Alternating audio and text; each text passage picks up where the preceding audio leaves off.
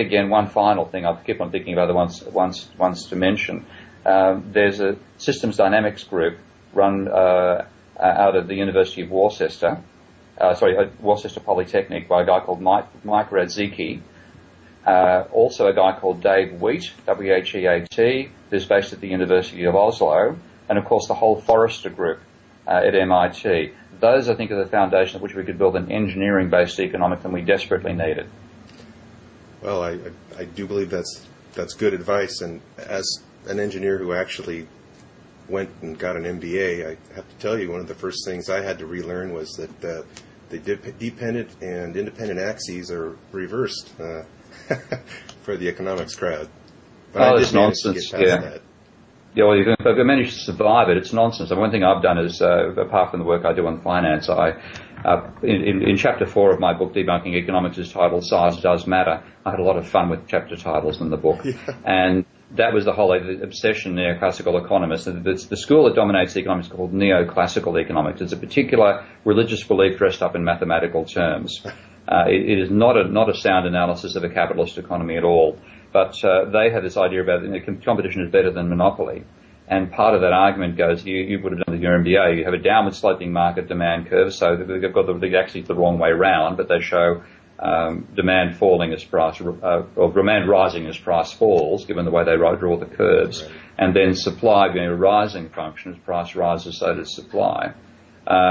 And then they say, in a perfect market, everything happens where the two curves cross, that importance, right. Of the intersecting straight lines. But they then show you during monopoly there's a third line called marginal revenue, and the intersection of marginal revenue with the supply, with so-called supply curve, is what determines output for the monopoly. So you have the competition you get where the two curves cross, monopoly you get where another curve crosses, and then you draw up to the price line to work out what the price should be, and you show monopoly is worse than competition, and we're better off with competitive firms, blah, blah, blah. The mathematics is crap. Simple basic idea behind it, they've mistaken infinitesimal for zero. What they argue is that the individual competitive firm sees a horizontal demand curve. Now that's saying that quantity, you can change the quantity of a single firm by the amount of 1,000 units, let's say, and have no impact on market price. But at the same time, they're arguing that if the total quantity produced on the market grows by 1,000 units, price will fall.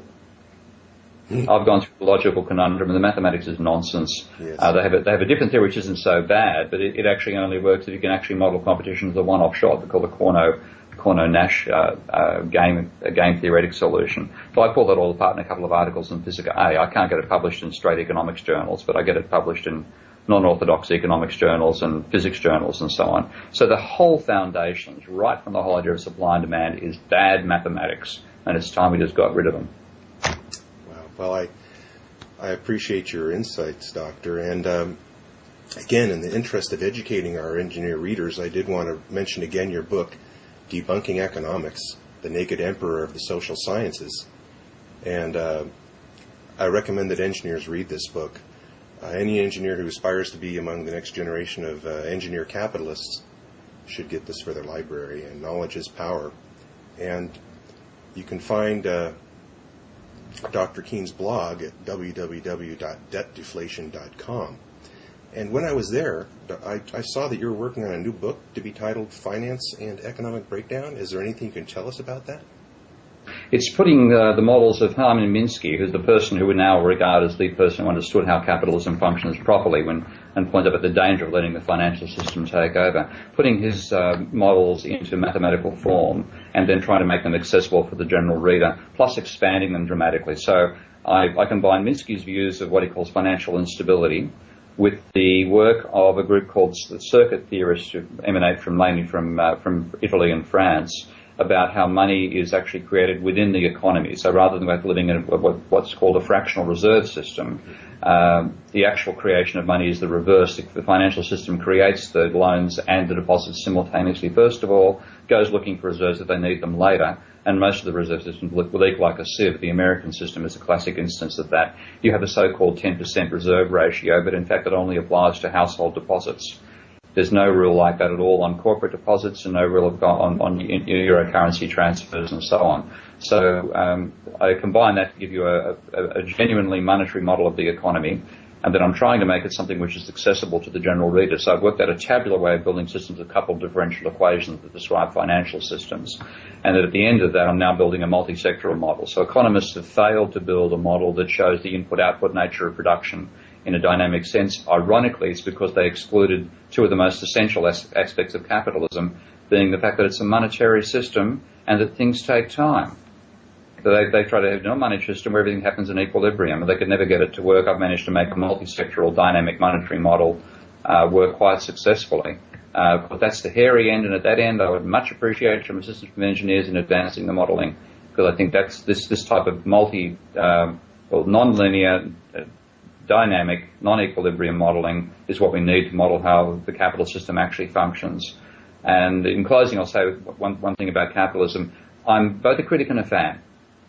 And the worst people you can have are people who are simply fans of your system, which is where the neoclassicals come in, because they eulogize. They tell you basically you're King Canute who can stop the tides coming in and so on.